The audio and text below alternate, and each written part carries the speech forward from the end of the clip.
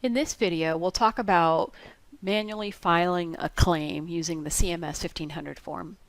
To get to the CMS 1500 form, you'll look at the icons in your red ribbon and click the CMS 1500 icon. When you open up this screen, it will show you all of the claims that you've either saved and or submitted. Right here, we're only just showing we have one. Now, you don't need to fill out this form for every order that you do in the provider portal. In fact, in most cases, that claim will be filed automatically. But if you'll click here for these instructions, it will tell you when to use the CMS 1500 form and when you don't need to. And we're going to show you creating a new CMS 1500 claim form. To do that, click on the claim on the new button. Now, this form looks exactly like the paper 1500 form, with the exception that you'll see asterisks in the places where that field is manual. Not all the fields are required, but any field that has an asterisk in, you'll need to fill out. The first thing you'll want to do is select the site that you're using to submit the claim from. And it's a drop-down list, so you can just select from that list.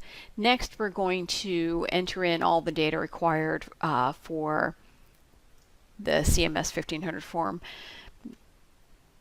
Once you've typed in all of the information on your CMS 1500 form, you're ready to save it. And you really need to make sure that all the data is in place when you save it. So let's say, for instance, I'm going to go ahead and create an error so you'll see what's happened if you're missing a form. So in this case, we know city's required and I didn't include it. So when we press save, the system is going to show you that you have errors that you need to correct below. And those errors will be marked in red, just like this. So whenever you get that message that the error, you need to correct the errors, look for the things that are marked in red and go ahead and enter them.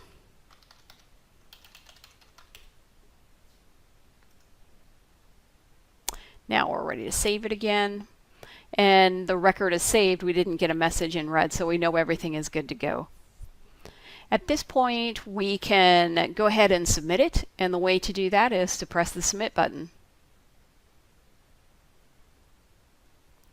When you press the submit button, it's going to send it off and file the claim for you, so it's done electronically. You'll get a message back where the status of the form is submitted. So now we can go back and take a look at our CMS 1500 forms. So this is the item that the claim that we just submitted, and you can tell here it is submitted. On this other item, it's still in a save status, so that means even though you've filled out the form, it has not been submitted as a claim. I'm going to take this chance to just take a look at this saved form and go over some tricks about the form with you.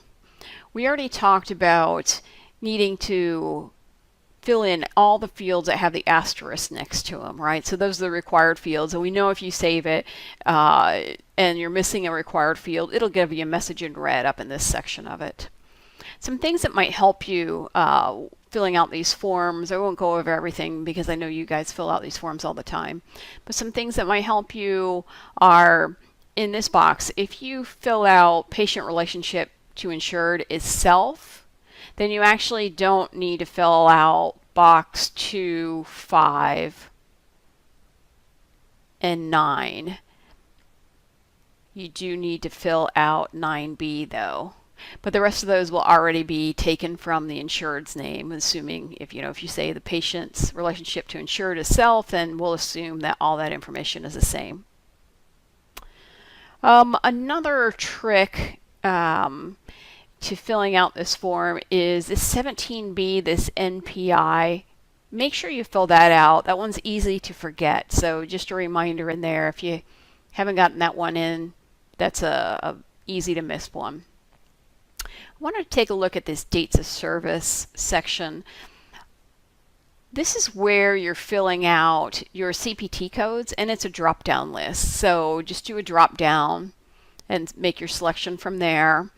In the modifiers, you have some letters here. This is left, right, or binaural. Okay, so that's what that is. and the diagnosis pointer points to what's in box 21. If you only have one, you just put in the letter A. If that was it, if it was just B, just put in B. If you have multiples like we do in this case, just put each of those letters with no separators in them. Remember to fill out the charges and the number of units here, which is typically 1. And the rendering provider number as well. And then don't forget to fill out this total charges either. So it's not going to automatically add it up for you, so make sure you do that. Another trick is when you have to add files or supporting information to your claim, you can drag them here or you can browse from your computer. And when you browse from your computer, you can just pull it down, whichever file it is, and then add it. Here's a drag and drop example. Okay. And then we'll save that. And it's checking again to see if there's any missing information from when it is. It looks like we're still saved. And now we can submit that.